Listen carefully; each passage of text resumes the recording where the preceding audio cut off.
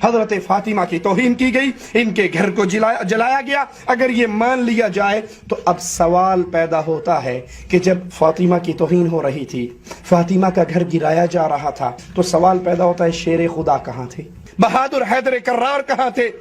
وہ طاقتوں والے کہاں تھے؟ علی نے اپنی بیوی فاطمہ کا حق کیوں نہیں دلوایا؟ میری ماں پر کوئی بولے میں نہیں ٹھہرتا، تیری ماں پر کوئی بولے تو نہیں ٹھہرتا، کسی اور کی ماں کو کچھ کہے وہ غیرت اور جلال میں آ جاتا ہے۔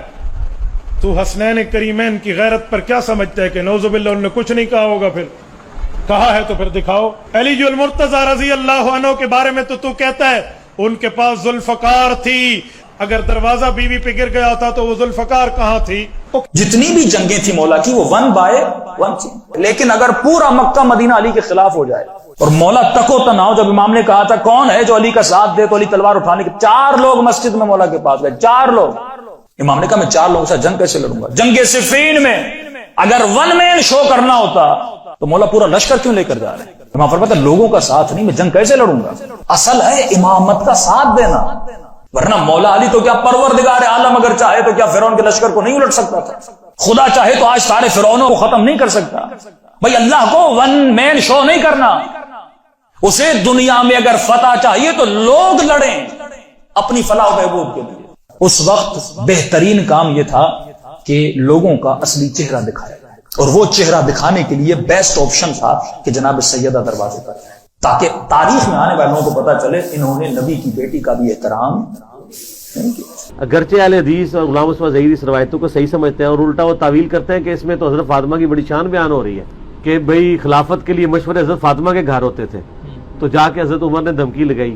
وہ شان کو لے کے بیٹھے ہوئے ہیں، ان کو یہ نہیں پتا کہ حضرت فاطمہ کو کس کیپیسٹی میں حضرت عمر دھمکی لگا سکتے تھے۔ ان کے باپ تھے، وہ تایا تھے، کیا تھے، اسی کیپیسٹی میں بھی نہیں تھی بنتی۔ پھر ہم تو ڈنگے کی چوٹ پہ کہیں گے کہ جو بندہ اس روایت کو صحیح مانتا ہے اس کو ماننا پڑے گا کہ حضرت عمر نے حضرت فاطمہ کی توہین کی ہے اور اس کی وجہ سے رسول اللہ کا دل دکھا ہے۔ دیکھیں اختلاف رائے اپنی جگہ ہے، ان کو پتہ نہیں کتنا خطرناک کھیل کھیل رہے ہیں۔ میں نے یہ کاغذ قلم کے بارے میں صاف کہہ دیا نا کہ حضرت عمر نے جو کچھ کیا غلط۔ ابن حزم جیسے کہتے ہیں کہ انہوں نے بہت بڑی خطا کی ہے، انہیں کیا حق تھا؟ حضور لکھوانا چاہتے لکھوانے دیتے۔ جو بات صحیح ہوگی شاہ صاحب میں وہ کہہ دوں گا، مجھے کسی کا ڈر نہیں، نہ میں پرواہ کر لوں۔ مولا علی کہاں تھے جب جناب زہرا پہ دروازہ گر رہا تھا؟ علی گھر میں تھے۔ میرے چھٹے امام فرماتے ہیں مولا علی کو بلایا نبی نے، کہا یا علی جبریل آئے ہیں اور اللہ نے تمہیں سلام کہا ہے۔ فرمایا علی تمہیں اللہ نے پیغام یہ بھیجا ہے کہ تمہاری زوجہ پر تمہارے سامنے ہاتھ اٹھایا جائے گا، تمہیں تلوار نہیں اٹھانی۔ راوی کہتا ہے مولا کی آنکھوں میں آنسو آ گئے اور نبی کو دیکھ کے فرمایا اللہ اور اللہ کا نبی جس پہ راضی ہے اس پہ علی راضی ہے۔ حضرت عثمان پر بھی حملہ ہوا تھا، اور حملہ کرنے والا کون ہے؟ ابن ابو بکر نے حملہ کیا، اس نے داڑھی سے پکڑا اور کھینچا اور پھر اس نے باپ کا واسطہ دیا تو اس نے چھوڑ دیا۔ دوسرا آدمی آیا، اس نے حملہ کرنا چاہا تو زوجہ عثمان آگے آ گئی اور زوجہ عثمان کی انگلیاں کٹ گئی۔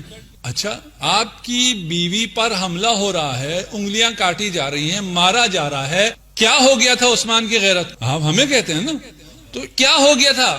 اور یہ غیرت مند جس کے پاس ہزاروں کی فوج بھی ہے، یہ تو ایک آرڈر کرے، پھر کیا ہوا؟ کہتے ہیں رسول خدا نے وصیت کی تھی حضرت عثمان کو کہ صبر کرنا، اور یہ بہت بڑی فضیلت ہے کہ انہوں نے صبر کیا، ان کی زوجہ کو ان کے سامنے مارا گیا، انہوں نے رسول خدا کی وجہ سے صبر کیا۔ یہ جو آپ سے کہہ رہے ہیں نا، یہ کیسے ہو سکتا ہے کہ علی کے سامنے یہ ہو رہا ہو اور علی کچھ نہ کرے؟ ٹھیک، وہ بھائی آپ کے پاس آپ کے اوپر آ گیا، اب آپ بتائیں آپ لوگوں کی غیرت کہاں گئی؟ وہ کیوں صبر کر رہا ہے؟ کوئی روایت نہیں ہے ان کی کتابوں میں بھی کہ رسالت مآب نے حضرت عثمان کو صبر کی کوئی تلقین کی ہو۔